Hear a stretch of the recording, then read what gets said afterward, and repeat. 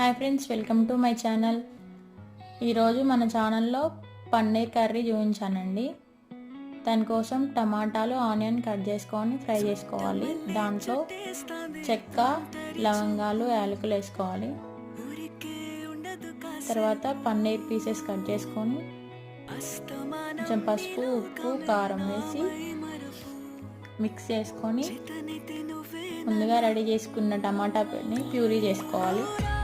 తర్వాత పన్నీర్ని ఆయిల్లో ఫ్రై చేసుకోవాలి. ఆ తర్వాత మసాలా దినుసులు వేసుకొని మనం ముందుగా తయారు చేసుకున్న ప్యూరీని ఆయిల్లో వేసుకొని అందులో కొంచెం అల్లం పేస్ట్ వేసుకోవాలి.